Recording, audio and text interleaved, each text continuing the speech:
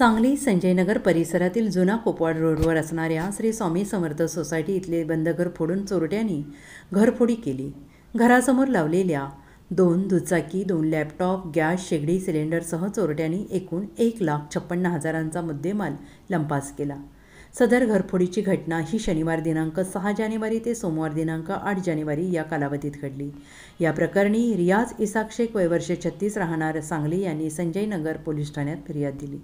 याबाबत अधिक माहिती अशी की रियाज शेख हे आपल्या कुटुंबियांसह संजयनगर परिसरातील जुना कोपवाड रोडवर असणाऱ्या श्री स्वामी समर्थ सोसायटीमध्ये राहतात। शनिवार दिनांक 6 जानेवारी रोजी रात्री 10 वाजण्याच्या सुमारास ते कुटुंबियांसह घराला कुलूप लावून कौटुंबिक कार्यक्रमासाठी परगावी गेले होते। अज्ञात चोरट्यांनी त्याच वेळेला घरावर पाळत ठेवून घराच्या गेटचे व मुख्य दरवाजाचे कुलूप तोडून आत प्रवेश केला।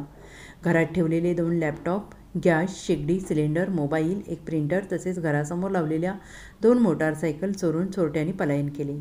सोमवार दिनांक 8 जानेवारी रोजी सकाळी 7 वाजण्याच्या सुमारास शेख हे परतले असता त्यांना सदर घरफोडीची घटना निदर्शनास आली। त्यानंतर शेख यांनी संजयनगर पोलीस ठाण्यात फिर्याद दिली। त्यांच्या फिर्यादीवरून पोलिसांनी अज्ञात चोरट्यांविरोधात गुन्हा दाखल केलेला आहे। घटनेचे गांभीर्य ओळखून पोलीस उपअधीक्षक थोरबोले यांनी घटनास्थळी भेट देऊन तपासाच्या सूचना दिल्या। Bureau report, SBN Marathi, Sangli Sanjaynagar.